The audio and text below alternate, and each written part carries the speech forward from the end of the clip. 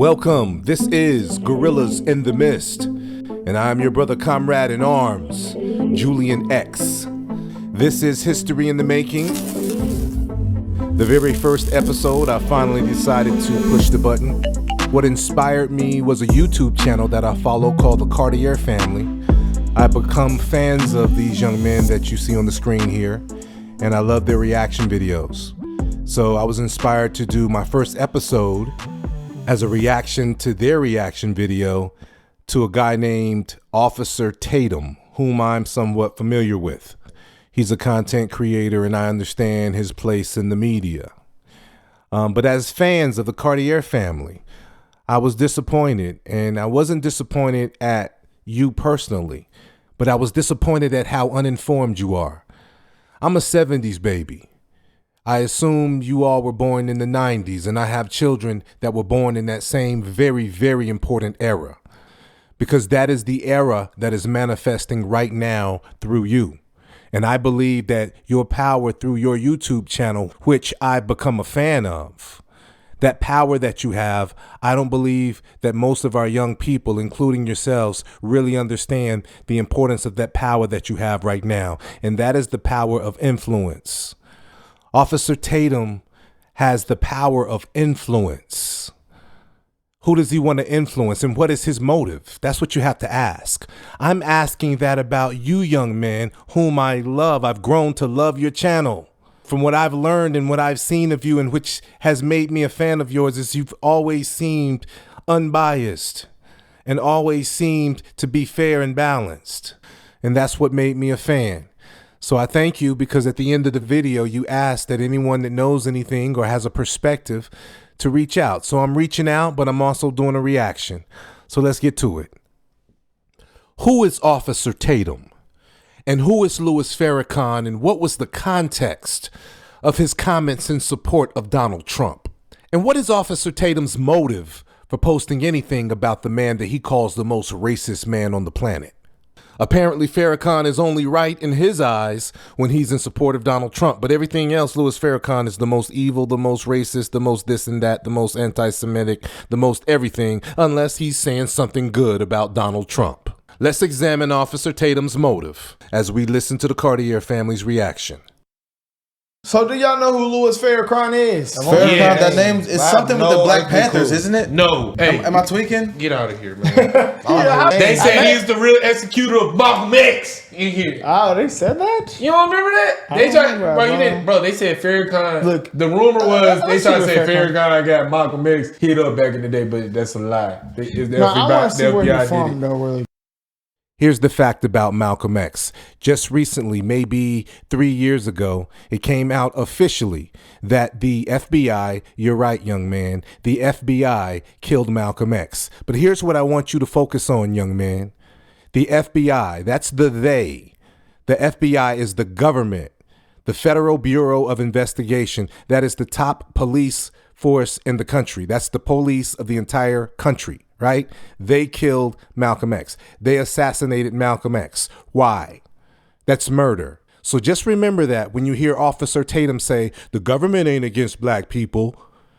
What FBI killed him? The FBI that in the 60s, like I said, I'm a 70s child, okay? But the parents, your parents who were born in the 60s and the 70s, this is what was going on then. They were killing black leaders. Who's they? The FBI. The United States government were assassinating black men. Martin Luther King as well. Look at this paperwork. They had a program. The United States government had a secret program called the Counterintelligence Program. And right here in the paperwork, it shows where they had a plan, a secret force, the FBI, the government, to assassinate and neutralize and kill any black leader. And look at the words, prevent the rise of a Messiah.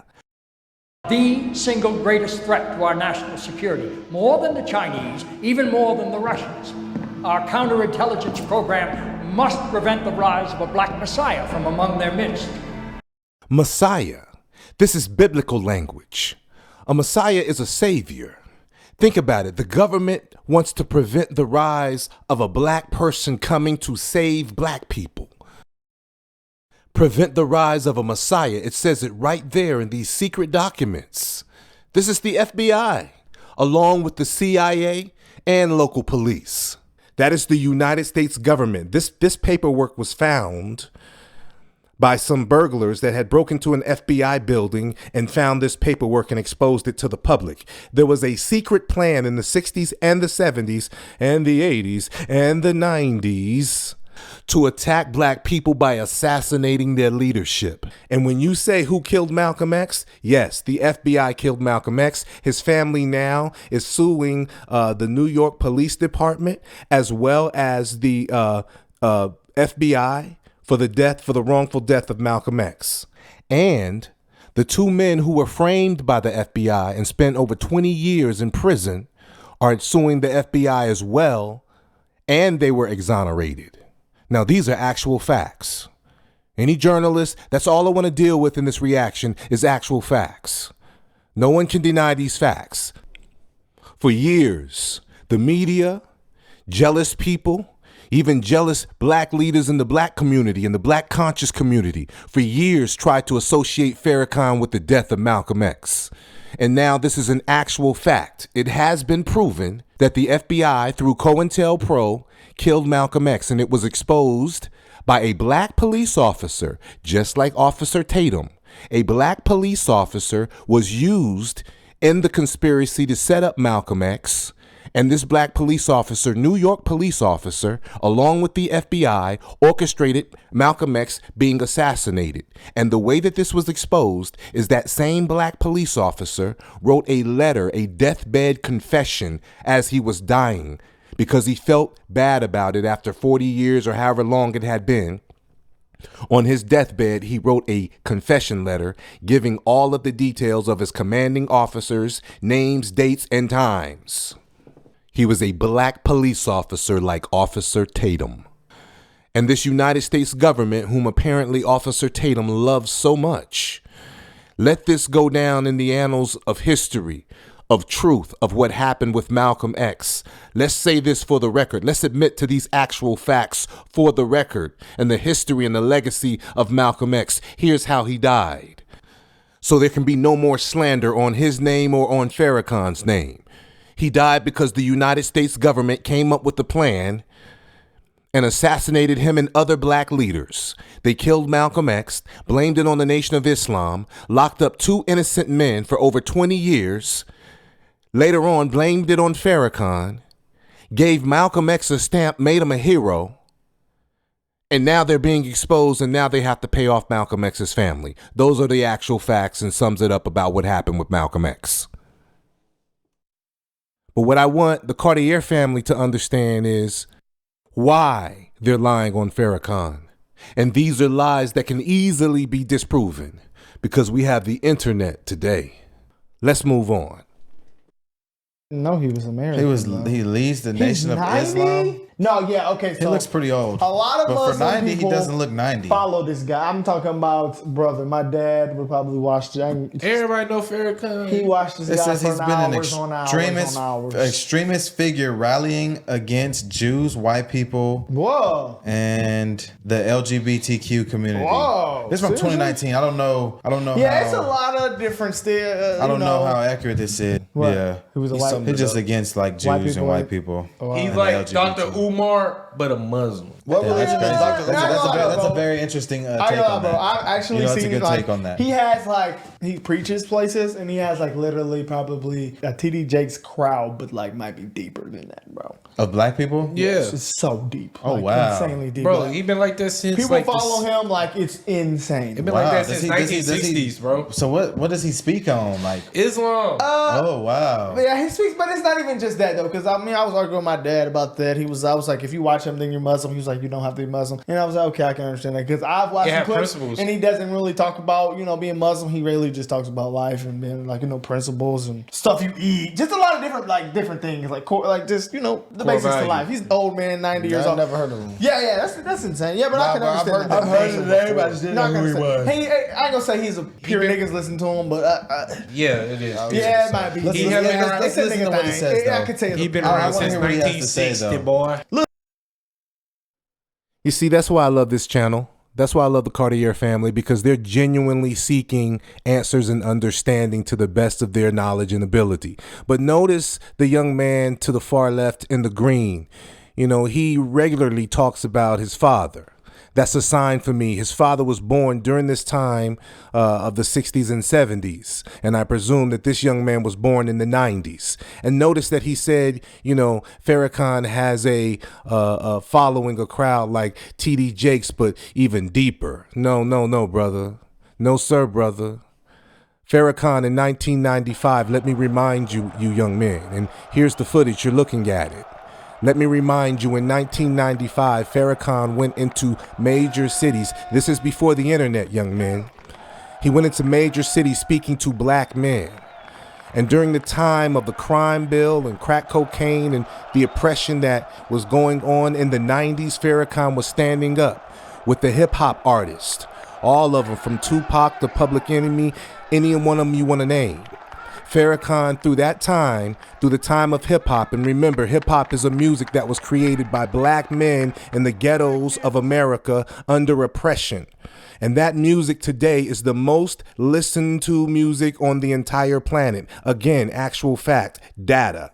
The data shows that more people around the world listen to hip hop. It's the most influential music around the world. And it came from the pain and suffering of black people in the ghetto. It has touched the world. Well, during the 90s, and you see the numbers, Farrakhan called the Million Man March and 1.6 million black men showed up. And what's more remarkable is that there were no arrests, no fights, no issues. Imagine that. 1.5 million black people, black men getting together in peace and love and unity, listening to Farrakhan. And there were no incidents. And the overwhelming majority of them were Christian, because the brother said, you know, he's a Muslim. And then the brother in the green said, well, you know, he doesn't really talk about Islam. You're right, brother. That's why I love this channel.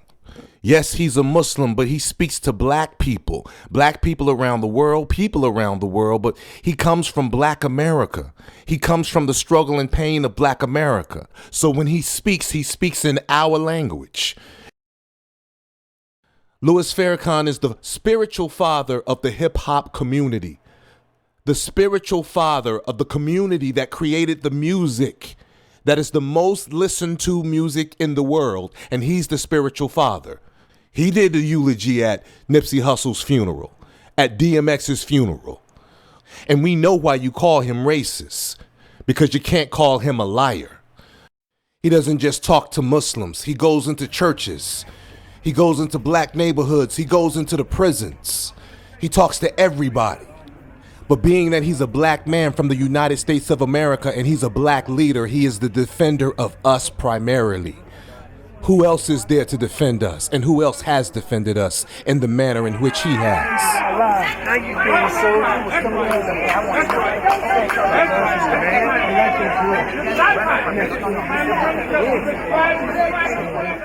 So y'all, please, brothers and sisters, please, let's realize the moment that we have today. That this ain't every day that the Honorable Louis Farrakhan sits at the table, talk to nobody. That's right. Or he sit every day and talk to people all over the world. It was the most peaceful, orderly, organized, disciplined demonstration in the history of America. Because this here man right here got a mindset and a vision and some words Steve Harvey ain't got and you ain't got. There ain't been another black man nowhere that had 1 million some black men come to no one place at no one time. I'm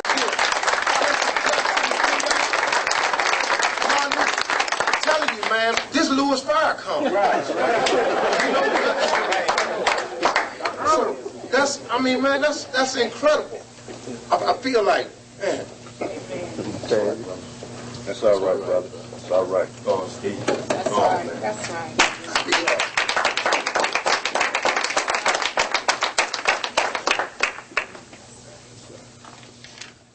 Y'all see the guys in the back though, how they posted up like this nigga the president. Literally, people who like the president. Literally. This shit says that. Look at this 1, 2, 3, 4. It says Farrakhan is the nation's most popular anti-Semite. That's what this website said. Anti-Defamation League. It's a lot of stigmas out there for him. All right, come on. Yeah, no, that's pretty crazy. The nature of this administration is good for us.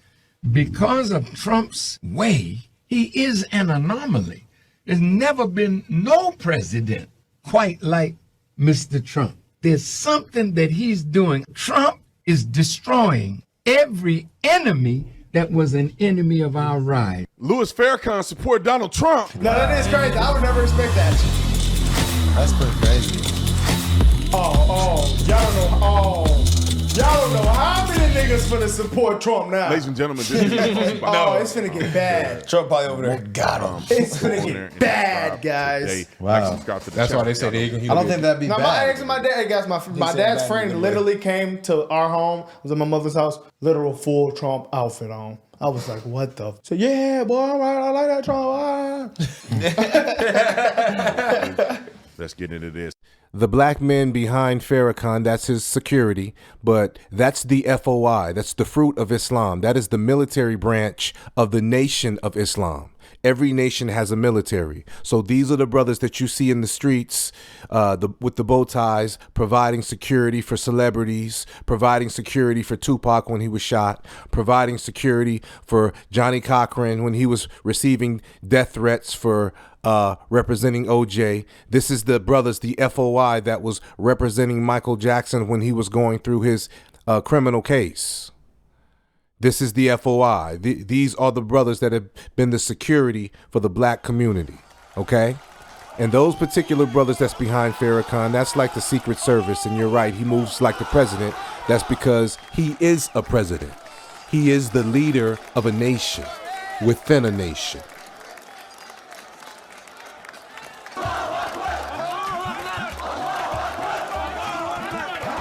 This is a black leader from Black America, not a politician, not a singer or a dancer or an athlete. A black leader, a black activist, traveling the world, meeting with religious leaders, meeting with kings, meeting with presidents. Look at how the people respond to him. During his World Friendship Tours, the Honorable Minister Louis Farrakhan was welcomed by numerous heads of state, government officials, and religious luminaries, including Dr. Hassan Tourabi of the Sudan, President Omar Bashir of the Sudan, President Conore of Mali, President Taki of the Comoros, President Mobutu of Zaire, Grand Sheikh Tantawi of Al-Azhar, President Yahya Jammeh of the Gambia, President Jerry John Rawlings of Ghana, President Charles Taylor of Liberia, leader of the Libyan Jamahiriya, Colonel Muammar Gaddafi, President Muluzi of Malawi, President Bari of Niger, the Emir of Kano, El Haji Ado Bayero, President Yasser Arafat of Palestine, the Grand Mufti of Russia, Ravel Gainutkin, President Nelson Mandela of South Africa, Winnie Madikizela Mandela of South Africa, the Grand Mufti of Siberia, the Bona Sheikh of Saudi Arabia, Nader Shah Kachalayev, President of the Muslim Union of Russia, President Ramos of the Philippines, President Ali Abdullah Saleh of Yemen, the Emir of Qatar, Sheikh Hamad bin Khalifa Al Thani, the leader of the revolution, El Comandante Fidel Castro, the Grand Mufti of Syria, Ahmed Kuftaro, President Mugabe of Zimbabwe, the Oba of Benin. Look at this. This is from a Muslim country, Iran. This is 6 to 7 million Shiite Muslims in a country that don't play about Islam. They don't play about their religion. That's a country that had a religious revolution. and they're enemies to America. So Cartier family, think about this. Don't be no fools now. Don't be no fools. This is a black man from America, grew up in the church, is a Muslim, going over there talking to millions of their people. And listen, he's not saying anything about the white man, or racist. No, he's saying the problem in the Muslim world or the problem in your country. It's a black man going into their country. The problem in your country is not the United States. It's not Israel. It's not the West. The problem in your country is your deviation from the teachings of the book, the Holy Quran. The problem in the Muslim world is not America, nor is it Israel, nor is it the West. The problem in the Muslim world is that our world has deviated from the path of Prophet Muhammad and from the teachings of the Holy Quran. He's not afraid to speak truth to anyone, anywhere, at any time. This is the same thing he says to black people. During the Million Man March, what he said to black men, he said, this is about atonement, reconciliation, and self-accountability. This is not about the white man. We understand slavery and racism, but let's look at us. Let's look at our behavior and how we treat one another first. This is what Farrakhan said.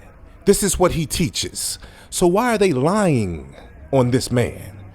You know, Cartier family, whenever you see white people lying on a black man and you can't point out anything, and I challenge you and I challenge them, you can't point out anything that he said. You can only point out what you heard someone say he said or take something out of context. But if you listen to that man, your black man who's 90 years old, who's worked 70 years of his life on behalf of black people, who's never been arrested, upstanding citizen, and you have white people talking negative about him because he said something out of his mouth that they don't like, are you going to ignore the thousands and tens of thousands and hundreds of thousands and millions of people around the world that follow this black man from America? They used biblical language. Prevent the rise of a Messiah. Think about that. Think about that, Cartier family. What other black leader in the history of America has done what this man has done and is doing? And to be quite frank with you, the United States government is terrified of Louis Farrakhan.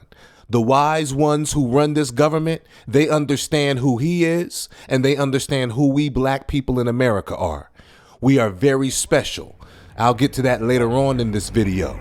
But the United States government is terrified of Louis Farrakhan, and I'll also get to that later on in this video. But let's listen to what he said about Mr. Trump, and I'll put it in its proper context. I've been watching you. I'm really honored right now. I'm lost for words right now. God bless you, brother.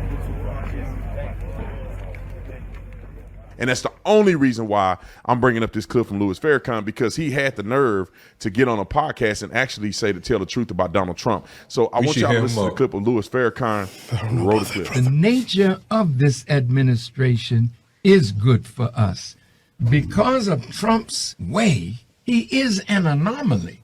There's never been no president quite like 90 years old, Mr. talking Trump. and moving this good is crazy. Something that he's doing. Trump is destroying every enemy that was an enemy of our rise. Who's the enemy of our rise? Oh, shit. Is it the Department of Justice, where we get none? Is it Congress, where you make a law that favors us and then you turn around and destroy it? Is it the media that has destroyed every black leader that stood up for us? Martin Luther King suffered it. Malcolm suffered it. He's attacking the media, calls it fake news. We have been the victims of some fake news. Yes. He's beating up the FBI. Go at it, baby. Yeah. They've been beating the hell out of us. So let me say this. The clip kind of cut short a little bit, but let me put this in perspective. Why did I pick the clip of Louis Farrakhan talking about Trump?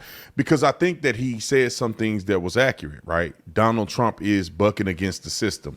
Donald Trump is doing things that benefit the black community. Now, I don't agree with everything he said in that clip because he act like the country's against black people and all this other stuff while he live in a crazy mansion somewhere, getting rich and sending all his kids and friends' kids to private school potentially. Okay, Officer Tatum is a content creator, and he's apparently trying to get views and likes, so much so that he's using Farrakhan to push his agenda. Louis Farrakhan support Donald Trump. Let me clear up what Farrakhan means by Donald Trump being an anomaly. It means that Donald Trump is not a politician. Not a politician, meaning he doesn't come from a long line of politicians in his family. The Clintons, the Bushes, the Kennedys. The brother said, oh boy, a lot of black people gonna vote for Trump now because the brother knows that Farrakhan has an effect on black people. But let me put it in context and keep it in context. Farrakhan does not tell black people who to vote for or even to vote. Members of the Nation of Islam have always been taught not to vote because it doesn't matter. Both sides are racist. We know and understand that. He said he believed it's good because it's going to shake up America. The Republicans and the Democrats are fighting now. America is divided. Cartier Family, this is so very important because you are the influencers in the year 2024. This is an election year. Let me lay this out for you. This is the most important election in my life. And therefore, in my opinion, it is the most important election in your life. This is the most important election since the Civil War because the country is truly divided. You don't see it, but in the high places, when you see them trying to put Trump in jail, you've never seen in the history of America, although there are many presidents who deserve it. They've never tried to put an American white president in prison for nothing. Never. They do not want this man sitting in that seat for a reason. So Farrakhan, when he speaks on that, Farrakhan's mission, when you understand his mission and you understand who Farrakhan is and you understand who black people really are and why we're so important and why you, Cartier Family, is so important. If you were to really understand that, they will be approaching you if they haven't already because you are an influencer. And today, the people who are going to shape the world, your generation especially, are going to be the influencers. Not the politicians, no, the influencers. And you have power. So I want you to have the truth. What he said about Trump, what he means about Trump is the forces, the FBI, the CIA, the media, the press, what he calls the fake news, Donald Trump calls the fake news. These entities, you've never heard a president attack these entities. These are the entities that has been the enforcement of enslaving black people and oppressing black people. The FBI, the CIA dealt crack and put crack into the black community. The president, at the same time as he was doing this, was creating prisons for black men in the 90s. The Democrats did this, the crime bill, Joe Biden and the boys. Remember this? Piece of crack cocaine, no bigger than this quarter that I'm holding in my hand, 1/4 of $1. We passed a law through the leadership of Senator Thurmond and myself and others, a law that says if you're caught with that, you go to jail for 5 years. You get no probation, you get nothing other than 5 years in jail. Judge doesn't have a choice. Under our forfeiture statutes, the government can take everything you own, everything from your car to your house, your bank account, not merely what they confiscate in terms of the dollars from the transaction that you've just got caught engaging in. They can take everything. I don't care why they've become a sociopath. We have an obligation to. The people who were being arrested for crack were almost exclusively black. 2/3 of crack users were white, but Between the passage of the Anti-Drug Abuse Act in 1988 and 1994, the passage of Clinton's crime bill, not a single white person was convicted of a federal crack offense in Los Angeles.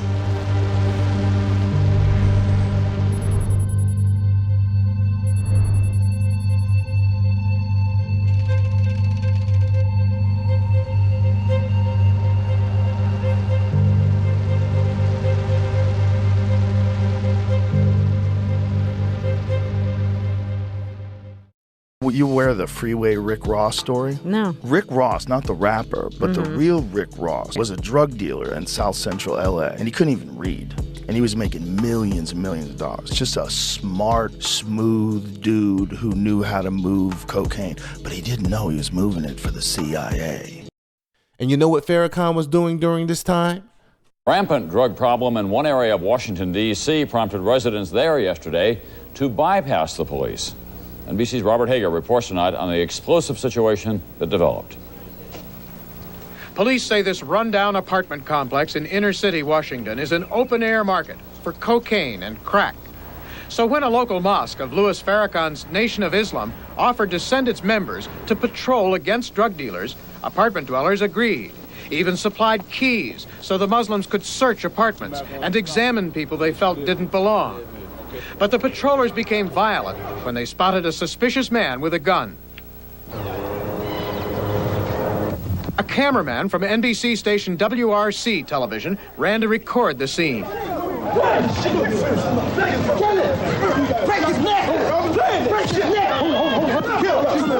The man who was beaten is in stable condition and charged because he had the gun.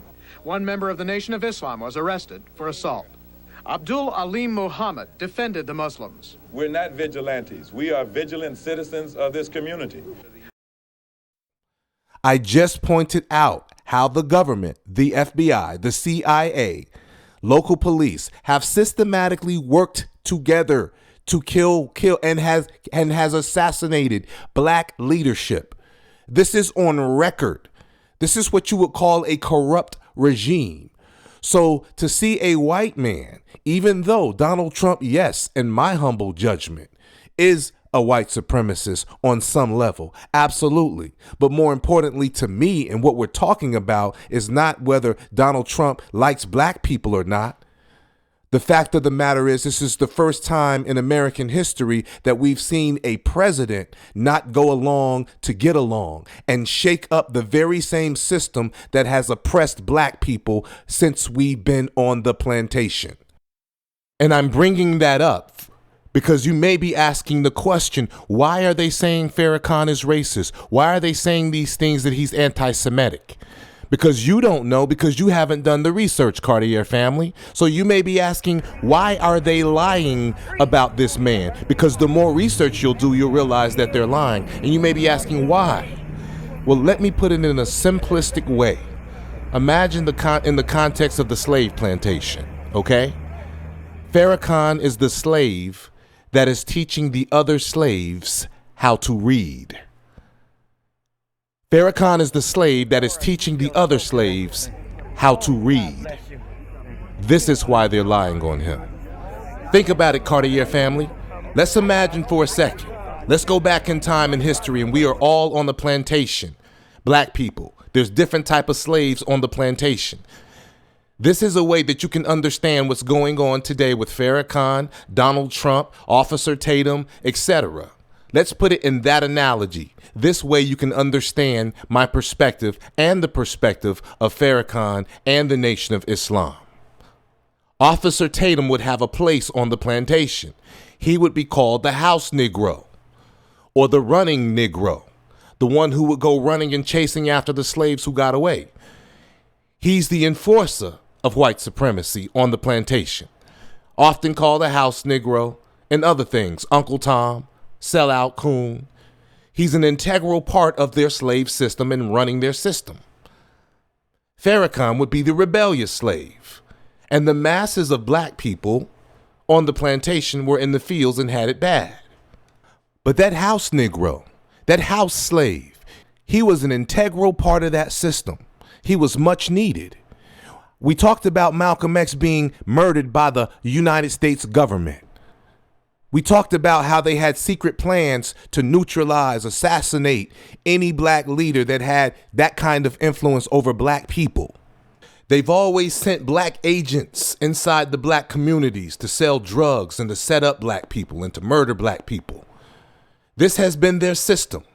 Officer Tatum would be one of those that they would use against his own people. Officer Tatum clearly hates his own people. He disassociates himself with the struggle and the pain of the field slave. You got to understand, the house slave would get certain benefits. You know, an extra piece of food, a buttered biscuit, and an extra piece of chicken. And he got to wear the master's old clothing, and he associated himself more so with the slave master. I'm sure you guys have heard Malcolm talk about this. Remember, this is an election year during the internet era. You young men have influence. Officer Tatum, I liken him to the house slave because he's getting benefits on his platform. They're tossing him biscuits and an extra piece of chicken to talk bad about black people. It's no different today. So he'll take Farrakhan's words and take them out of context for his devilish agenda. So in the slave plantation analogy, Officer Tate, house Negro, Louis Farrakhan, field Negro, and the masses of black people in slavery. Under this analogy, the masses of black people can't even read. The masses of black people don't know anything other than slavery.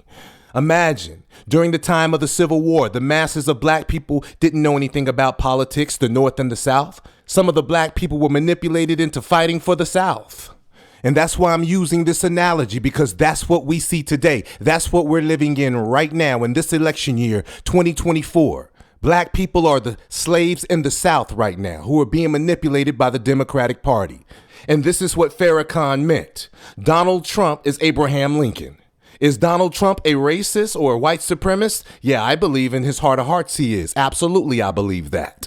But I also know and believe that Abraham Lincoln didn't care about freeing the slaves. His mission was to preserve the Union, to save the United States. And this is why I compare Donald Trump to Abraham Lincoln, because Donald Trump wants to save America. He doesn't really care about black people. And in the long term, we believe that he's going to look out for his people first. But Donald Trump is a president who's unorthodox because now we can negotiate with him. And he's attacking the systems that have been used to oppress black people. That is what the Honorable Minister Louis Farrakhan meant. Under the slave analogy, two different slave masters, Republican slave master, Democratic slave master. This is a conversation, as far as we're concerned, is who is the lesser of the two evils, and which one of them, if elected, has the greatest chance of causing the plantation to be burned down the fastest.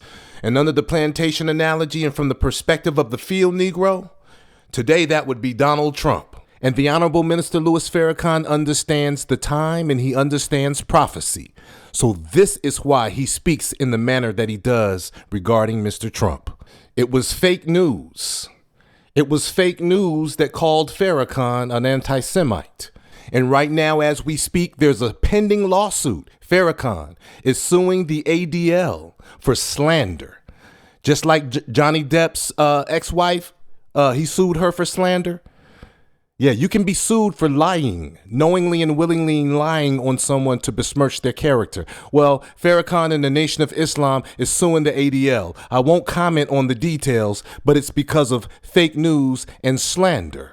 We can relate to you, Donald Trump. We can relate to fake news. Ice Cube was called an anti-Semite by Jerry Heller, right? Deshaun Jackson, the football player, was called an anti-Semite. Nick Cannon was called an anti-Semite. Kyrie Irving was called the anti-Semite. Michael Jackson was called an anti-Semite. Kanye West was called an anti-Semite. And Farrakhan was called a what? He's an anti-Semite.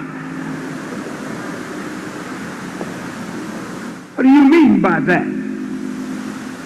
He hates Jews. What have I ever done to a Jewish person?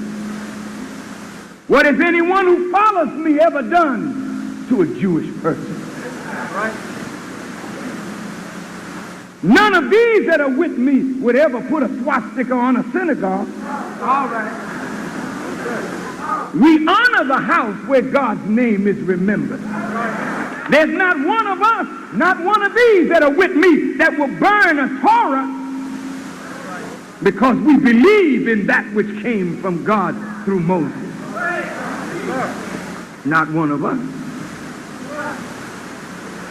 We don't waylay little Jewish children, burn down Jewish schools, stop you from doing business in our community.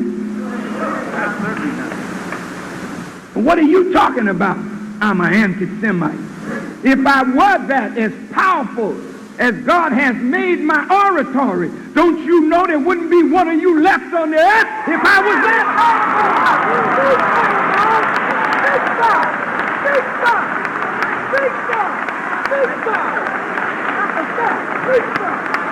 Don't you know that if I were teaching these people to hate you and kill you, you couldn't stay in here tonight? But you're here. Nobody bothered you, and nobody will bother you because I'm not that. That's what you are. That's right. So you with your pens, write that down. Cartier Family, in my judgment as a man, that's what a black leader sounds like when talking to fake news. I say your name.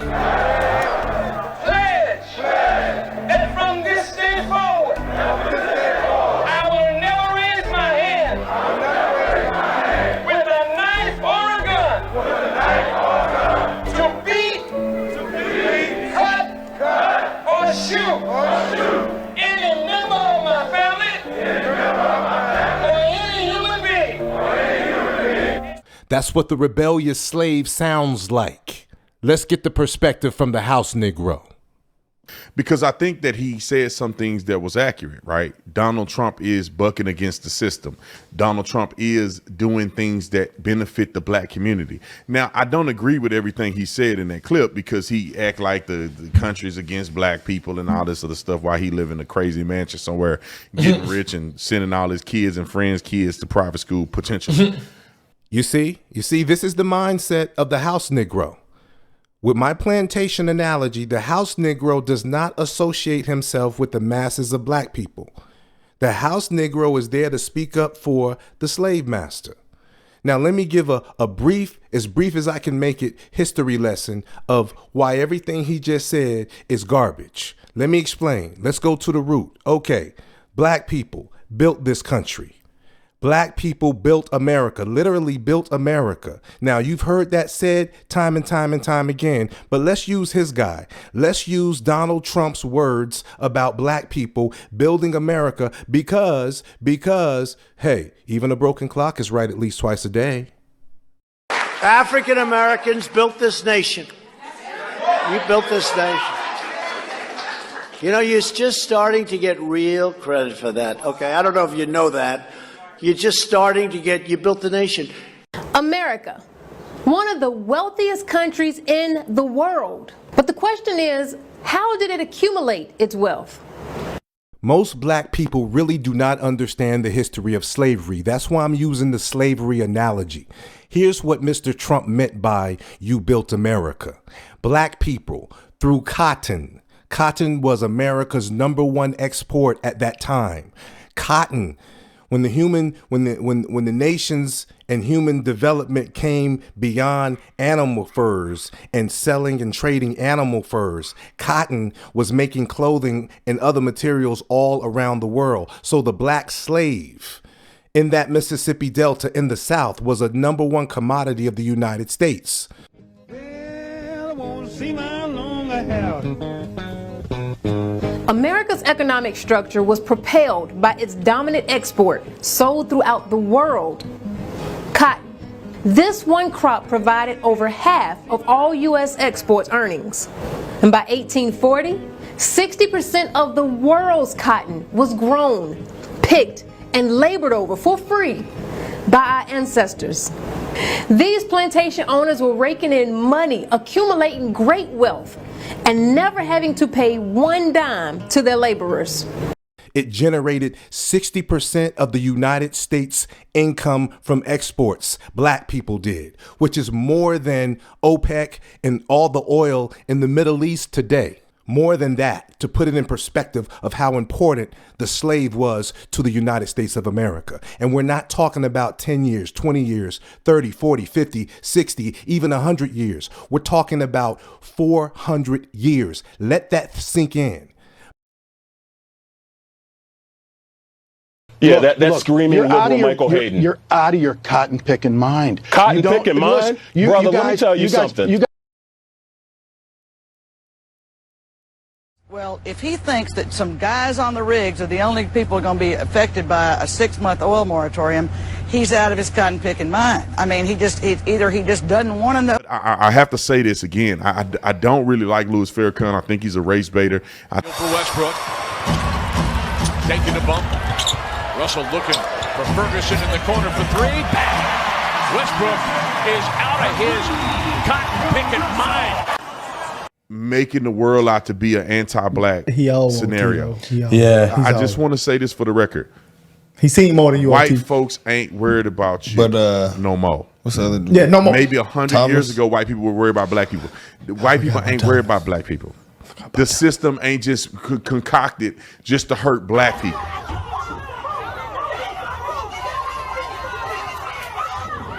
Slavery's not gone anywhere, right? So the old school idea of slavery, the government would get slaves, make them work for free and build things. That's slavery. What do they do now? They get people, make them build things for money. But the government print all the money. You are still their slave. See, these men would be looked at as great businessmen, philanthropists. But in actuality, they were securing the wealth of their future by training and educating the next generation that would take over their plantations and their businesses, and even become government officials, responsible for creating laws, regulations, and policies that would keep blacks fighting for human rights and access to this stolen wealth for decades. For decades after slavery, blacks have fought against unequal education, which is a sure way of ensuring wealth disparities. White people ain't worried about black people. The system ain't just concocted just to hurt black people. Land grants, free land issued from the government that blacks were restricted from. The black codes, housing restrictions, redlining and FDA guarantee loans, predatory bank lending, convict leasing, which utilized black labor but does not transfer the wealth.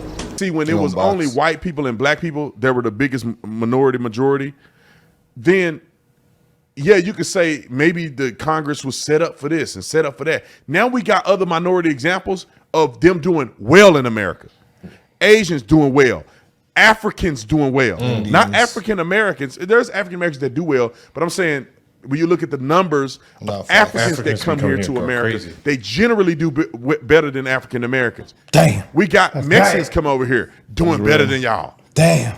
So when you look at the spectrum, this country never would have had the wealth that it had it not had slavery for a couple of 100 years.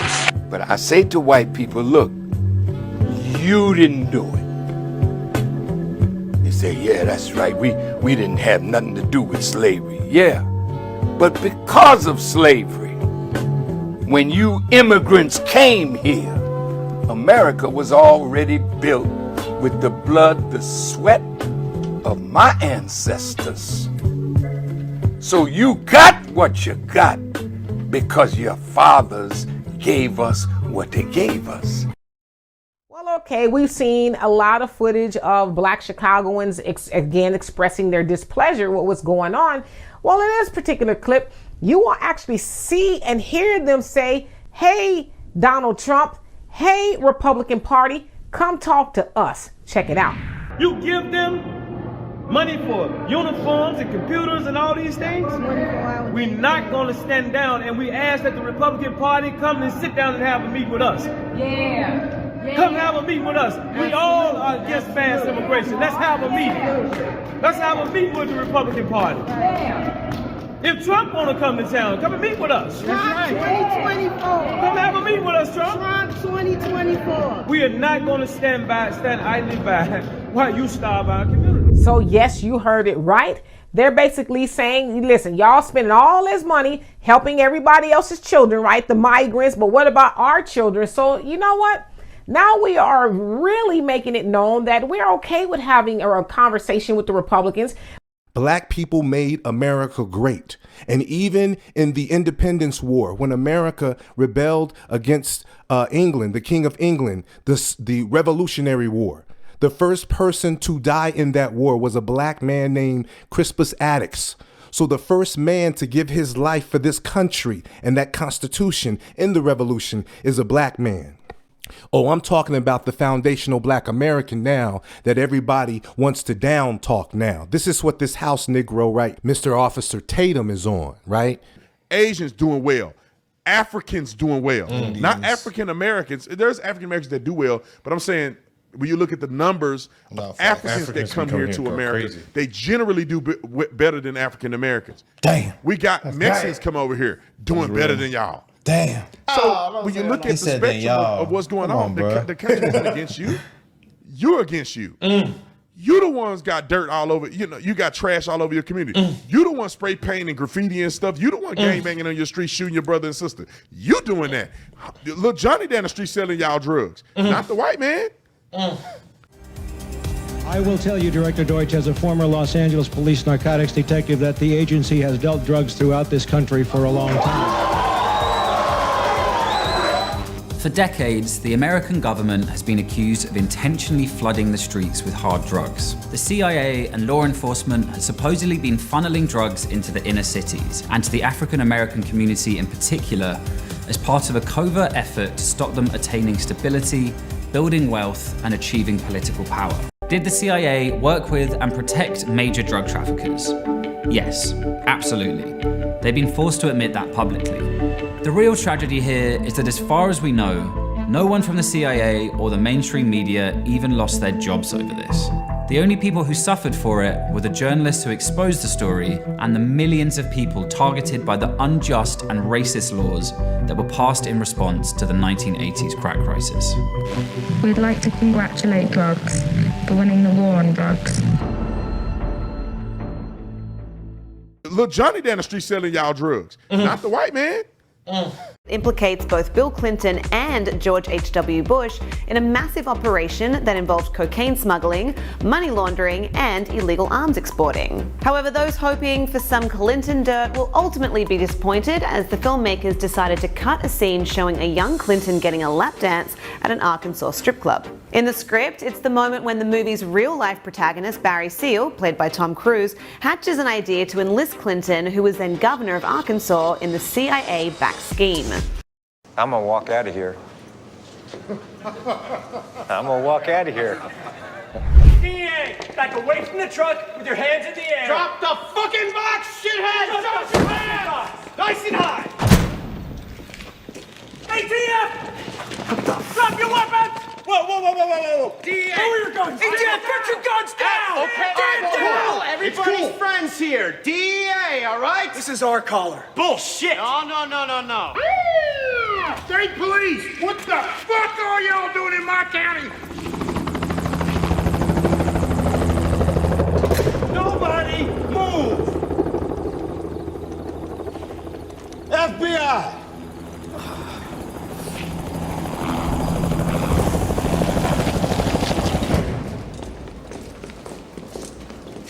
Well, hey, boys, how about my phone call?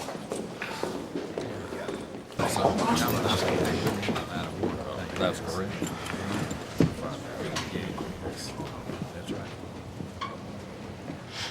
You know who I am, Mr. Seal? No, ma'am. I'm Dana Sabota, State Attorney General. You got DEA, ATF, FBI, all wanting their pound of flesh. Yes, ma'am. It's quite a room. Yeah. Well, you hit the trifecta, didn't you? I mean, guns, drugs, money laundering.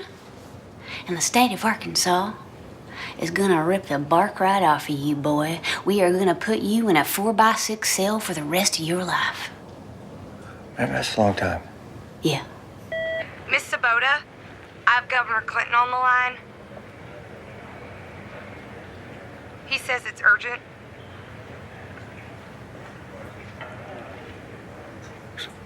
Governor. Mr. Governor. Put him through. Clear the room. Take him with you. Yeah. What do you need, Bill? Did y'all know that caddies have more trunk space than any other car in the world? I'll get each and every one of you a caddy. Huh? You do that for all of us? Yes, sir, I would. I'll get all y'all caddies. Have them here this afternoon. What are you trying to do, Seal? Add another 20 for bribery? Oh, no. I'm just offering y'all caddies for your troubles. What trouble, Seal? Well, bring me down here for one. See, I'm gonna walk out of here. I'm gonna walk out of here.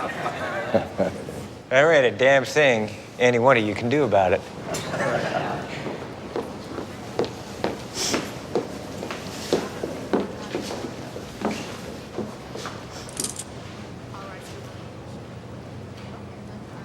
Do it.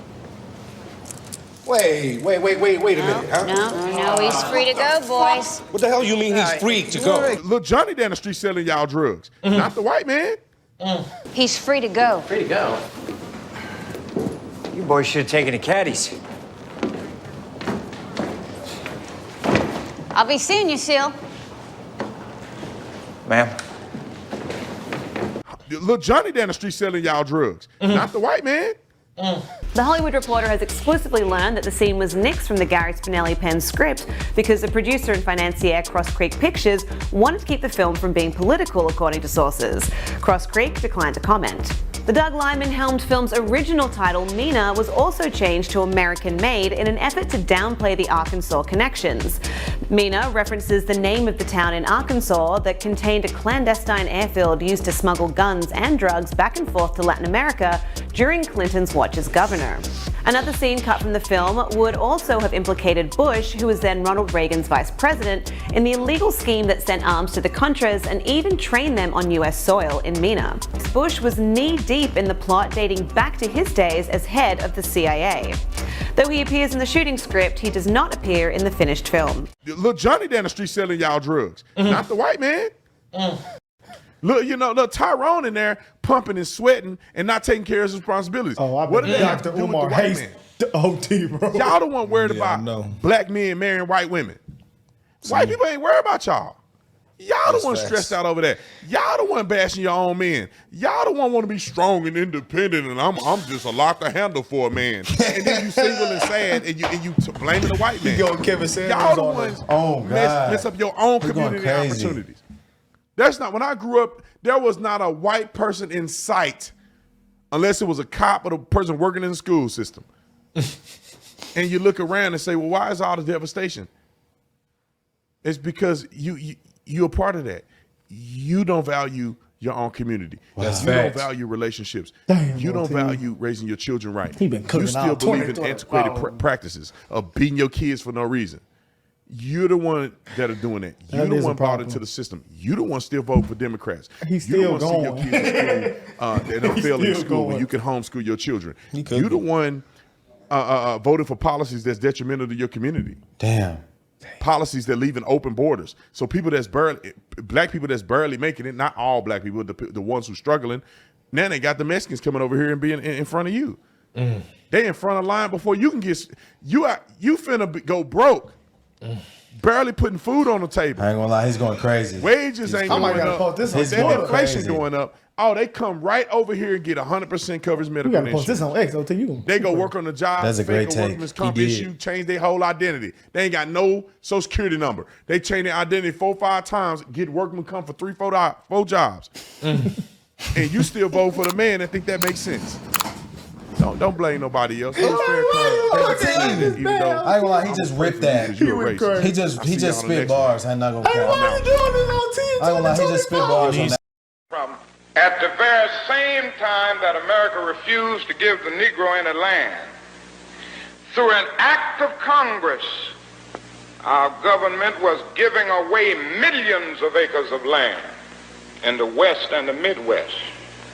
which meant that it was willing to undergird its white peasants from Europe with an economic floor. But not only did they give the land, they built land-grant colleges with government money to teach them how to farm. Not only that, they provided county agents to further their expertise in farming. Not only that, they provided low interest rates in order that they could mechanize their farms. Not only that, today, many of these people are receiving millions of dollars in federal subsidies not to farm, and they are the very people telling the black man that he ought to lift himself by his own bootstraps.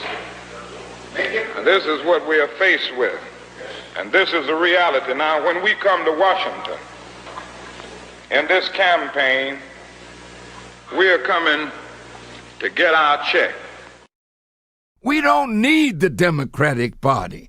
We don't need the Republican Party. We can get a little from both of them. But Elijah Muhammad said we ought to form our own political machine. A machine that works for the oppressed. The oppressed, black, brown, red, yellow, white. So let's come together and form our own party and give the other parties hell, and then vet who we want and take down these crooked, rotten politicians that are in Congress, in the White House, and in the Supreme Court. What he's saying, if you listen to his words and his energy in the subconscious, he's repeating black inferiority, black American inferiority, black American inferiority. Everyone comes over here and they do well. All you do is make excuses. It ain't the white man's fault. It ain't the white man's fault. These are the same talking points. Cartier Family, listen to me, please. Reason with me, please. Reason with me now. Officer Tatum is correct. We are doing a lot of things to ourselves. Yes, we are doing it to ourselves. That's called self-hate. When I see Michael Vick, who went to prison for fighting dogs, 2 pit bulls fighting each other, trained to fight to the death, trained by a human being, trained by Michael Vick. Michael Vick went to prison for training these dogs to kill each other. And no one says the dogs are doing it to themselves. Not Michael Vick. The dogs are doing it to themselves. Y'all fighting each other to the death. No, Michael Vick is guilty because it's understood that Michael Vick is the master and he trained those dogs. Think about it. Let's use reason. When you rob a people for hundreds of years of even the ability to read, to learn, and you make it a law, you make it a systematic law that black people cannot read, and you do that for hundreds of years, and you make them ignorant, then you turn around and you see the results of it and you say, look at how ignorant they act. Of course. And don't fall for that lie that white people ain't concerned about black people. White people are concerned about black people and will always be concerned about black people. And let me explain to you why. Let's start with who the black American actually is. Let's break them down. Let's go to the root of it. Let's break them down like we was breaking down Barry Sanders, okay? Why do I believe that Barry Sanders is the greatest running back of all time? Let's break them down. I'm not going to break down all of his stats and all of that kind of thing, but I'm just going to look at his running style and his physical abilities. Well, he's short in stature, but that is actually an advantage of his. Barry Sanders' acceleration, Barry Sanders' agility, his lower body strength, right? His vision. He was the complete package as a runner. Ran behind a line of scrimmage of bums for years and was, even in college it translated. Barry Sanders had breakaway speed. Everything a running back could have, plus he had the numbers that translated. Had he not retired early, he would be the all-time leading rusher of all time. That's me breaking down Barry Sanders. Now let me break down the American black man and woman the way I broke down Barry Sanders to help y'all understand what I'm saying. Okay, first of all, the foundational black American arrived to America through a slave ship called the Middle Passage, which the conditions, the horrible conditions of the Middle Passage. So to survive that, You had to be rough and tough and bad. Plus, you come out of the area of the world that is the best in the world. Plus, you are the original man, the black man and black woman, the first man and woman on this planet, the genetic archetype where we all come from. So there's no way we could ever be inferior, number one. Okay, you can train us to be inferior. You can rob us from the ability to be able to read for 400 years and make us inferior. And you can come up with programs like the counterintelligence program whenever one rises from amongst us to try to teach us and raise us and not make us ignorant. And when Farrakhan comes to try to teach the slave how to read, you can do all of those things to keep us down. But who we are as black people, we are special by God. And while you were thinking that you were robbing us, what you were doing when you were breeding us as slaves, when you were taking the strong buck black male and using him as a breeder and having him impregnate all of these strong black women from plantation to plantation and plantation, you were breeding the black man like an animal. And you did this for 300, 400 years. This man was enslaved and forced to have sex with thousands of women. He was a genetic specimen, 2.18 meters tall, intelligent and obedient. He was deemed perfect for the role of a breeder. Known as Potaseka, he was bought specifically to produce children for his master's benefit. He would engage in relations with female slaves, aiming to generate a strong labor force. His only job was to impregnate other slave women. His owner would rent him out to other slave owners. He fathered over 200 children who were just as strong and intelligent as he was. They too lived their lives as slaves. Look, look, Tyrone in there pumping and sweating and not taking care of his responsibilities. Oh, what did Dr. Umar Hayes. You were breeding the black man like an animal, and you did this for 300, 400 years.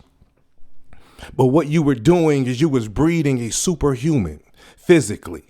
What you were doing, you were creating a Tyrone with a bunch of baby mamas. Yeah, that is the culture that you bred in us. Come on, Officer Tatum, let's talk now. You ignore the fact of the history, but you as a police officer, you study criminal history when you were investigating a subject. Well, I'm on your slave master now, Officer Tatum. I'm holding up his slave history. He's on the witness stand right now, and I'm the prosecutor. Let's look at this. They bred black men to be this way. But what they were doing is they were breeding superhuman beings. We put life into everything we touch. And those who bred us and trained us for hundreds of years, they know that better than anyone else. This is why they care about black people and will always care about black people. I'm not talking about the ignorant hillbilly. I'm talking about the wise elite leaders in the government and the shadow government. They know who black people are. I'm talking about not you, Mr. Officer Tatum. You're a small fry. You don't have the following of a Louis Farrakhan. You're a small fry. You're just doing what your job is to do, and you have your place in this system. But I'm talking to these 4 young men, the Cartier family, about who Farrakhan is. Think about this, Cartier family. Who is this black man that they care about, and why do they care about? Why do they come up with secret programs to kill our leaders? Why is that if we're so insignificant and we're doing it to ourselves? I just said, out of our pain, out of our struggle, we put life through our music. On the slave plantation, gospel music was formed. It touched the world. After slavery, while we were sharecropping and going through the traumas and all of the difficulties of Jim Crow and being lynched and those kind of things, during that era, we created the blues and jazz and rhythm and blues. And in your father's era, the 80s and the 90s, out of the pain of the ghettos, we created the music, hip hop, which, as I said, is the most listened to music on the planet, which means our people, even in our ignorance and even in our stupidity, even in our silliness, we are the world's greatest entertainers and the world's greatest entertaining influencers. You think they don't care about us? You think they don't care about us? You think they're not worried about us? Of course they're worried about us because they understand our influence. This is why Nike goes and says, here, take this shoe deal. We're going to give you millions of dollars for you to wear our product. The black American is the trendsetter all over the world. This is why you saw Black Lives Matter in these other countries. You know why? Because they was listening to NWA, F the police. They embrace the black struggle. You got rappers from Asia now, Japanese rappers, Chinese rappers, and not to mention the Chinese basketball leagues. The black man and black woman of America, the entertainers, the athletes, the greatest ever in the history of the world. We produced Michael Jordan. We produced Michael Jackson, Tupac, Jay-Z. We are the baddest on the planet at what we do. We produce Andrew Tate, who's a black American man. And you want to say they're not concerned about us, Mr. Officer Tatum? No, that's because you're a secret agent. They are concerned about us. That's why they need you to talk against us. But we're in the era of the internet now, Mr. Tatum. The slaves are waking up. They can make up their own minds now. Y'all young men, what kind of slaves would y'all be? You're on the plantation. You are influencers now. Do you have the courage to tell the truth? I am not trying to influence you one way or the other. I'm trying to point out the truth and make an argument in defense of Farrakhan and show you where they have lied on Farrakhan. And more importantly, show you why they have lied on Farrakhan. And under the slavery analogy, to show you how the house Negro is such a hypocrite. He's such a hypocrite. He's investigated criminals before. But if we held America and the American government to that same standard, the same standard, it's a criminal. You conspired to murder. Then you falsely imprisoned 2 men. I'm talking about the Malcolm X situation. Killed Malcolm X, falsely imprisoned 2 men. Now you're being sued civilly. And we're looking at your history, and then he calls Farrakhan a race baiter, as if Farrakhan is just making up some stuff. No, man, you're a crooked cop. Just like the cop who helped the FBI kill Malcolm X, that cop was a crooked cop, and he was such a coward, but his conscience, he couldn't live with himself, so on his deathbed, he admitted to being such a coward and a traitor to his people.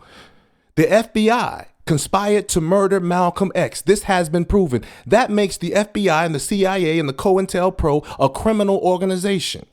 But you say they ain't worried about black people. You're ignorant, sir. Or you'll say that was a long time ago, and that's, yeah. Imagine you pulling over a criminal and you checking his criminal history, and all his life he's been stealing cars, and then you find this criminal walking around looking into people's cars. You run his name, check his criminal history, and then you ask him about his criminal history of stealing cars, and he say to you, yeah, but that was a long time ago. Yeah, that's in the past. Just trust me, officer, I'm not doing that now. No, that officer is going to investigate him. That officer is not going to give him the benefit of the doubt. So when you look at the long history, the criminal history of the United States government, which is rooted in the myth of white supremacy, founded on the myth of white supremacy, and has a long history, the government systematically, of murdering black people.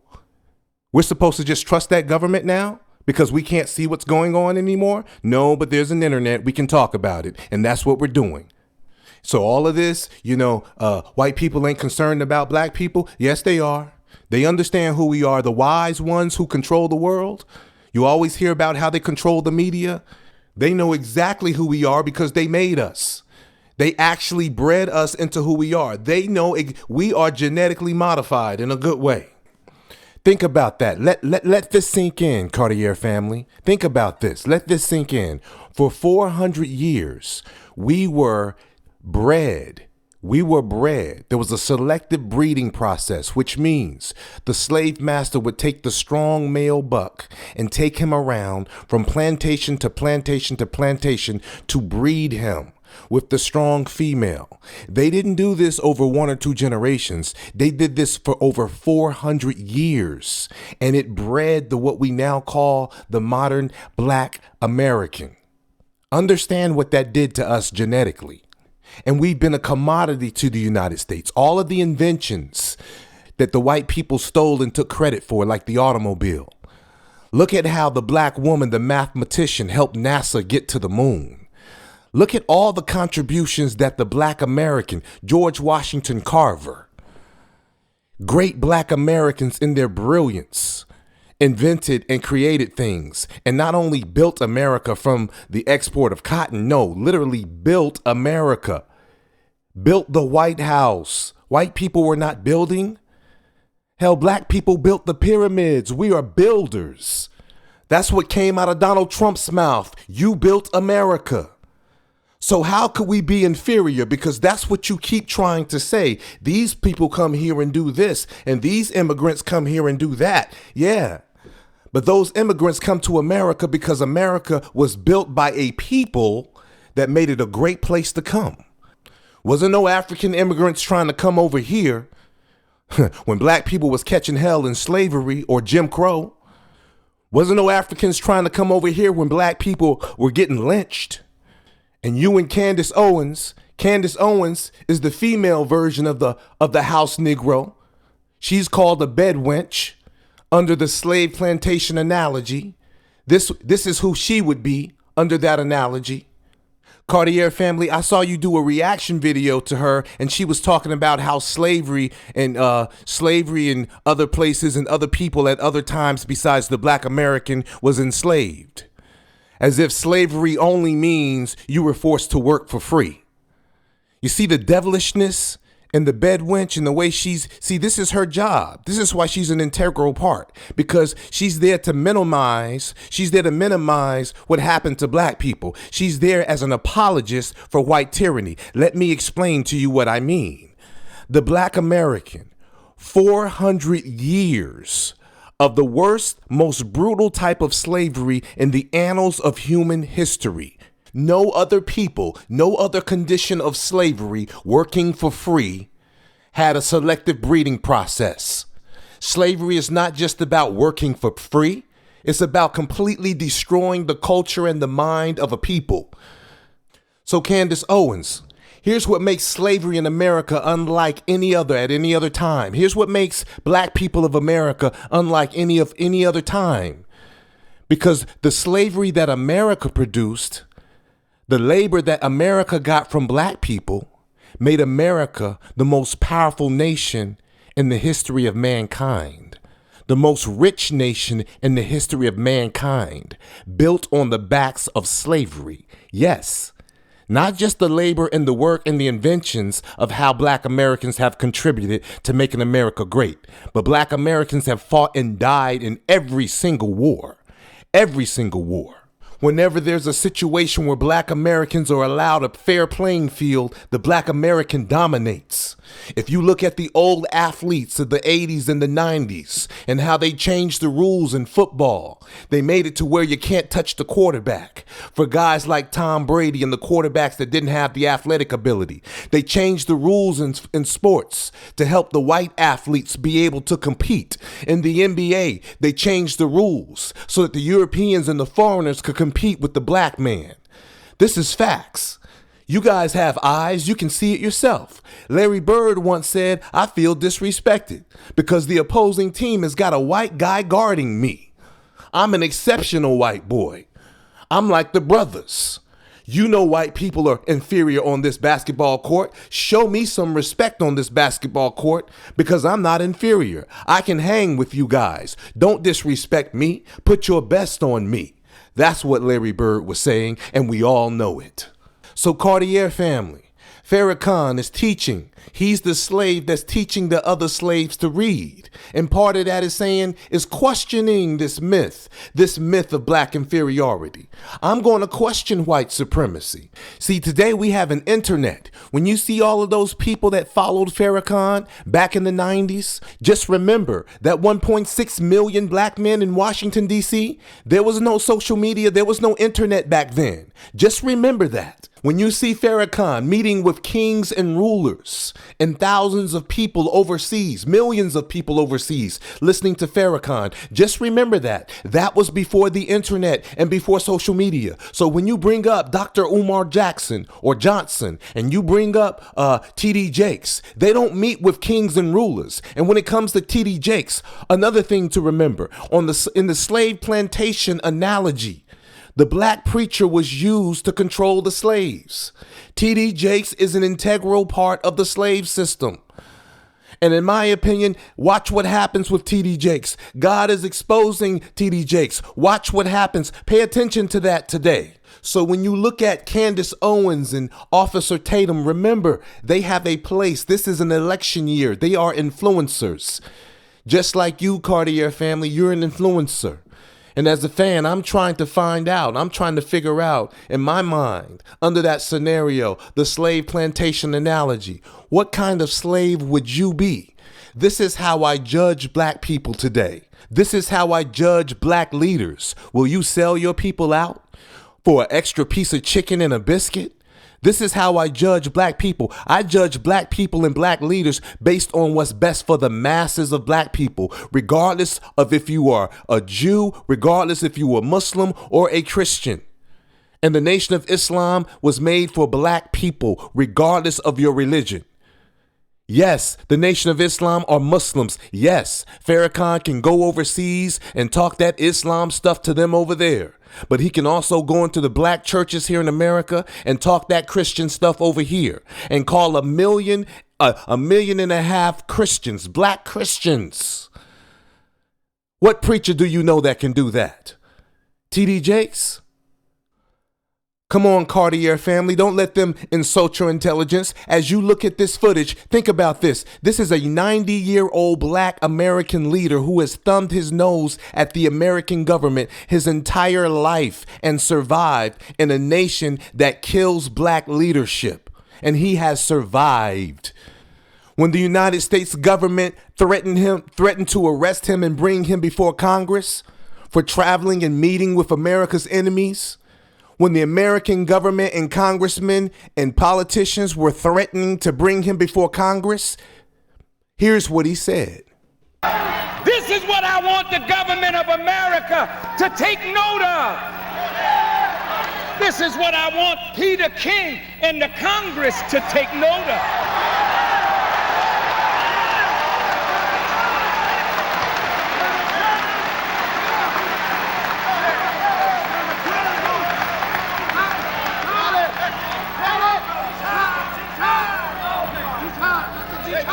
This is a political year.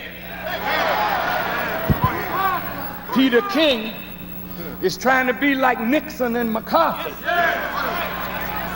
He thinks he's going to ride into political prominence by serving Farrakhan up on the plate before Congress. Call me. I call your bluff. Bring me before the Congress.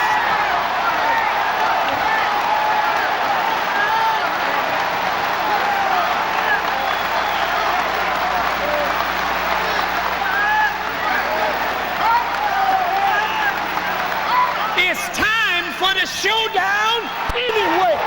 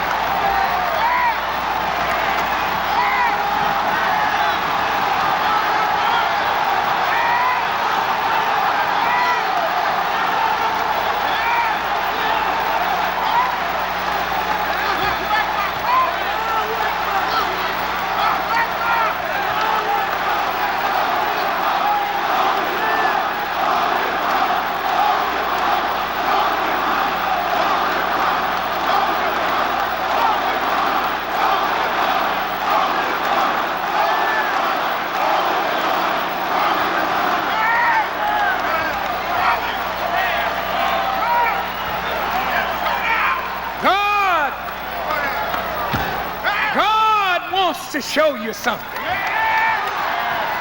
Bring me before the Congress and get your best minds. You will never defeat what Allah has revealed to the Honorable Elijah Muhammad.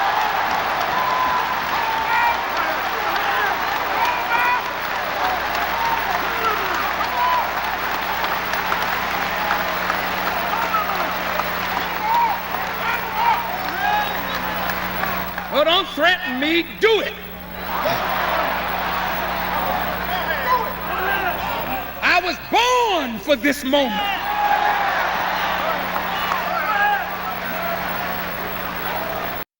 And you ain't never heard a black man, a black leader talk like this. Yeah, Andrew Tate Next to this man, Andrew Tate is the second most famous black Muslim on the planet. But this man, Louis Farrakhan, is the most famous and most powerful, most influential black Muslim on the planet. Actually, black leader as well. He was banned on Facebook. So Facebook and Instagram just banned Minister Louis Farrakhan. I want to know for what? All he ever do was tell the truth. But y'all gonna ban him though. All right. What if we ban y'all? What if we stop fucking with y'all? Facebook and Instagram? How the fuck y'all gonna ban Minister Louis Farrakhan? Yeah, they banned Farrakhan on Facebook and called him a racist and an anti-Semite. Just like they called Andrew Tate a misogynist and all this other stuff. This is what they do when they find a masculine black man who has influence that they cannot control. And don't give me Andrew Tate is not a black man. If Andrew Tate is not a black man, then President Obama is not the first black American president, meaning that Andrew Tate has a black father and a white mother, just like President Barack Obama, which means by genetic law, not by theory, not by myth, not by belief, not by opinion, but by genetic law, because black is the superior genetic being. Anything that black mixes with, the offspring is black. This is why white people admit that Barack Obama is America's first black president. Well, therefore, Barack Obama is also a black man, and Andrew Tate is a black man who became the most popular man on the internet, who has talent, charisma, athletic ability, and a lot of the same things that the black American is globally known for. Andrew Tate, using the slave plantation analogy, would be the rebellious slave. Yes, Andrew Tate is light-skinned, but so is Malcolm X, and so is Colin Kaepernick. Miss Candace Owens, you can't compare slavery in America to anything else in the annals of history, because there's never been a country like anything else in the annals of history, and there's never been a slavery so vicious that produced the amount of wealth that the black slaves of America produced for the white people here in the United States. And what other slavery had a 400-year selective breeding process? Candace Owens, cut it out. There's a difference between chattel slavery and indentured servitude. The Cartier family aren't stupid. They're not dumb. They're not falling for that. They can see the difference. Candace Owens, your guy Donald Trump said black people built America. Black slavery built America. That means black slavery built a superpower. You want to compare slavery? The black slavery experience in America built a superpower. Was China's economy built on slavery? Was Russia's economy built on slavery? Did the black former slave help Russia get to the moon or help China get to the moon? Because it was a black American, a black female American, a mathematician named Katherine Johnson, who helped NASA, who helped the United States get to the moon before Russia. That's who the movie Hidden Figures was about. She's from Virginia, the descendants of slaves, where slavery started in America. What other slave in the history of the world has endured what the black American slave has endured and produced what the black American slave has produced with no pay and no compensation to this very day, Candace Owens? Miss Owens, you're often right about the Democratic Party in regards to the way it treats the black vote. But Donald Trump said black people built America. So it's time for us to have a money conversation with him. Our slavery made America the richest planet on the earth. And Officer Tatum, what is your motive? Telling black people that white folks and the government ain't worried about you no more, maybe 100 years ago. What is your motive, Officer Tatum? Are you naive? Are you ignorant? Are you a hypocrite or just a straight liar? The government ain't worried about black people no more. If the United States government was not worried about black people, Officer Tatum, there would be no need for you. There would be no need for the Uncle Tom undercover black police officer from the New York Police Department that helped assassinate Malcolm X. In my opinion, you're the type of black police officer that might sign up for that type of job. The FBI hired a black man, an undercover agent, to go in, infiltrate the Black Panther Party, and help assassinate 21-year-old Fred Hampton, help murder him, used the black man, gave him a paycheck, and helped him sell out his own people. And this ain't something I'm making up. This ain't conjecture. This has all been proven. These are actual facts. So Officer Tatum, you have no credibility. As a police officer, you have no credibility because we understand what your purpose and what your job is. You'll call Farrakhan the most racist man on the planet and he's never committed a crime when you know the FBI has plotted murder and committed murder. In their own official paperwork, you see, prevent the rise of a black messiah, but they ain't concerned about black people. Are the single greatest threat to our national security, more than the Chinese, even more than the Russians. Our counterintelligence program must prevent the rise of a black messiah from among their midst. Man, they bred us like cattle for hundreds of years into superhuman beings potentially. They will always be concerned about the potential of the black man and black woman. They bred us into existence. Again, this is what makes us so special. This is why we clearly dominate everything we put our hands on. And you got people in China and people in Iran rapping and singing and dancing to Lil Wayne and Snoop Doggy Dogg. They know who we are. Don't let them fool you that they don't care about us. No, we are still today America's greatest commodity. Black people, still today. In closing, I will leave links of things I referenced in this video in the description box. I will leave links. But Cartier Family, I would like for you to do I'll leave a link in the description for this. I would like for you to do a reaction video to an IG post that I made about 2.5 years ago that associates UFOs to black people and Farrakhan.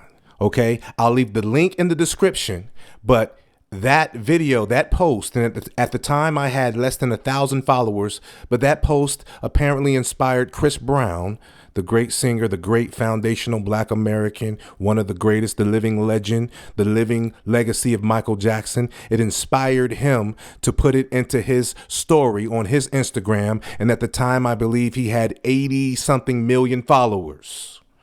This is a screenshot video of him putting my post into his story. And the post was centered around UFOs and their connection to black people and Farrakhan.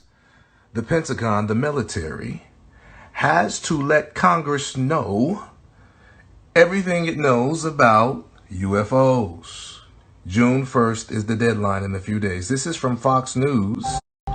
It's all a part of the COVID relief bill. What does UFOs got to do with COVID? Is it possible that these things put COVID? It's not a conspiracy. Listen. Provision that hasn't gotten a lot of attention.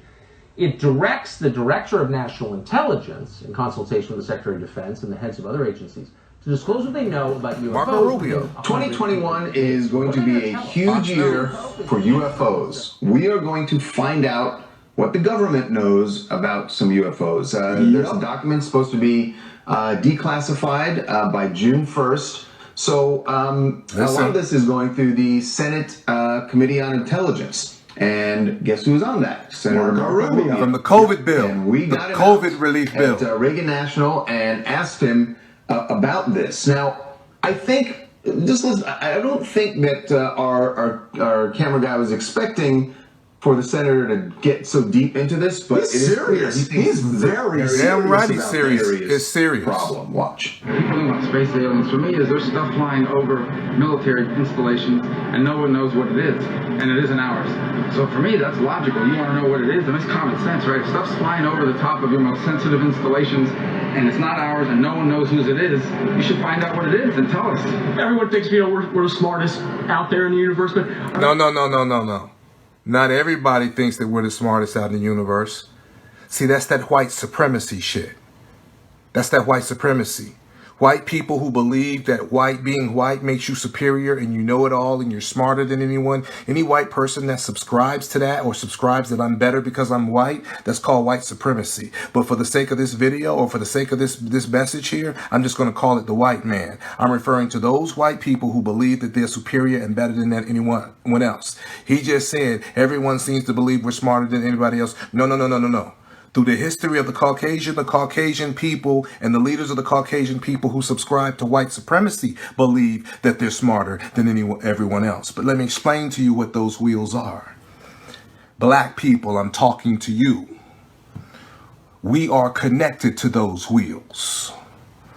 Elijah Muhammad and Louis Farrakhan have been teaching for over 80 years that those wheels, that what you see in the sky, is connected to black people, and that is what God will use to destroy America and her military. A better way to say it is what God will use to destroy the white man.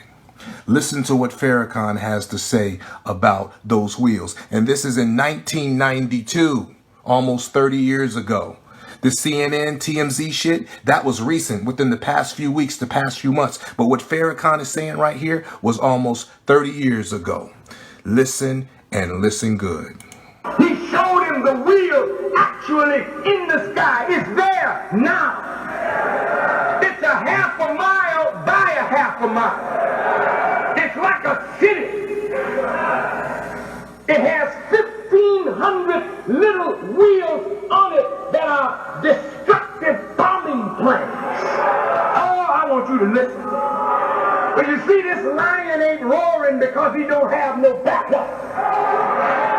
You know, when that policeman calls for backup, he can get bold as hell because he got a radio that gives him backup. Well, I can get bold as never been because I have backup. I have God in person. Let me talk to you.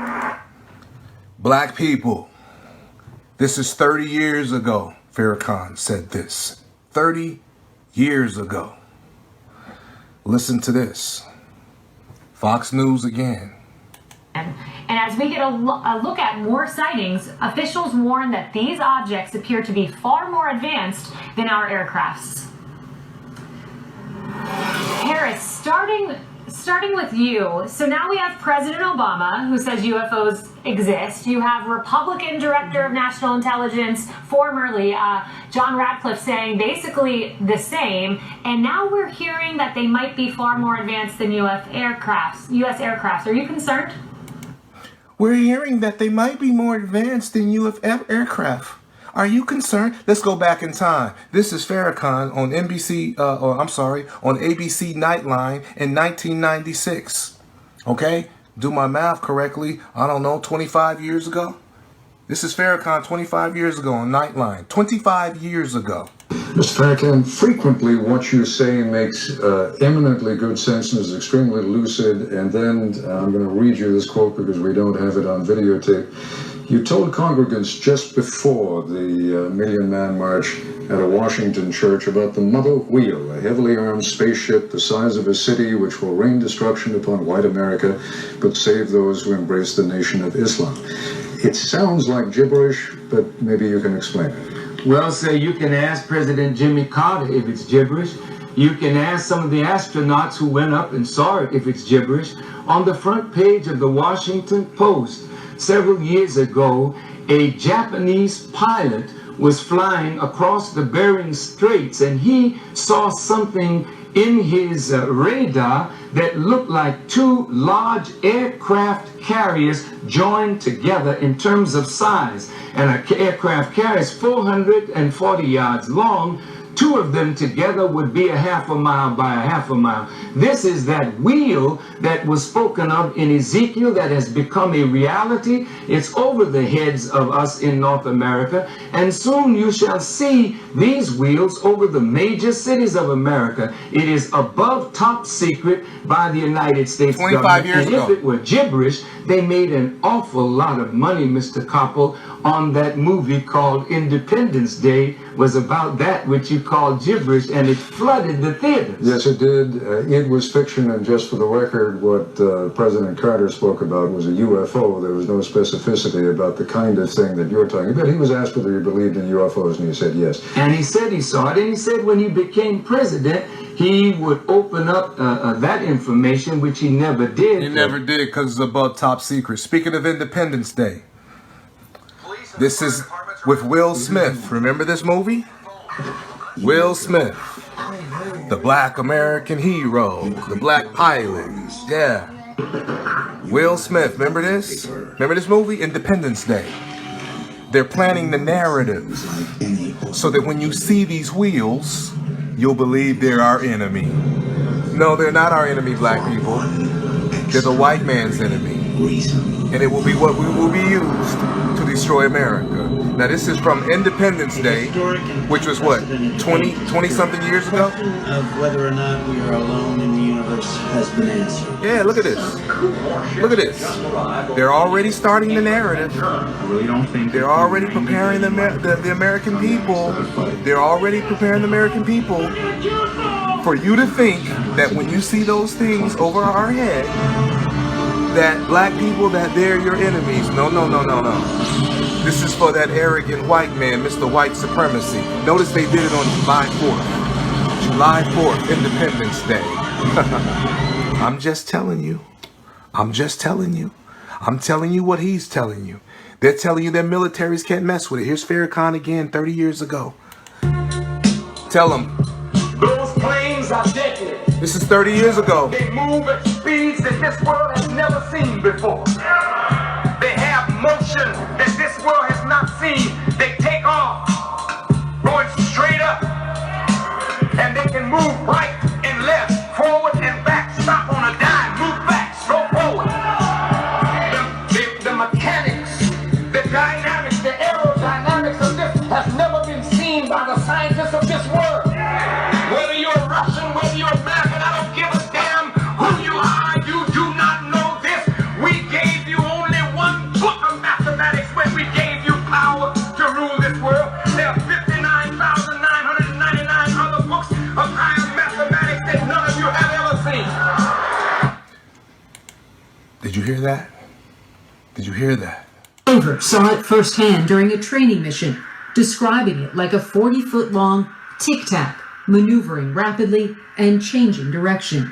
As we both looked out the right side of our airplane, we saw a disturbance in the water and a white object, oblong, pointing north. The object was first sighted in 2004, then similar objects again in 2015. Footage of the sightings, declassified and Farrakhan was speaking of this back in 1992 and 1993 and 1994 and before that. And a group that researches UFOs. Now this right here is from 60 Minutes. We have tackled many strange stories on 60 Minutes, but perhaps none like this. It's the story of the U.S. government's grudging acknowledgement of unidentified aerial phenomena, UAP, more commonly known as UFOs. They come up with all these colorful names. After decades of public denial, the Pentagon now admits there's something out there. And this was this month. The U.S. Senate wants to know what it is. A few weeks ago. The Intelligence Committee has ordered the Director of National Intelligence and the Secretary of Defense to deliver a report on the mysterious sightings by next month. Black people. Black people. The story will continue. Black people. White supremacy and the rule of Caucasian domination of the world is over. Is that UFOs, unidentified flying objects, are real. Bill, I think we're beyond that already. The government has already stated for the record that they're real. I'm not telling you that. The United States government is telling you that. If you gentlemen find this post and find this interesting, and I will include a link of the post in my description. And if you gentlemen, the Cartier family, find it interesting enough to do a review on it, I'm personally asking you as a fan, if you find it interesting enough and you think it will be good enough for your platform, I'm asking for you to review my post on Farrakhan, UFOs, and black people. This post inspired Chris Brown to post it in his story, and this post, after he did that, he inspired me to make a complete documentary on this post about black people, UFOs, and Farrakhan. And a documentary that was produced by me is coming soon.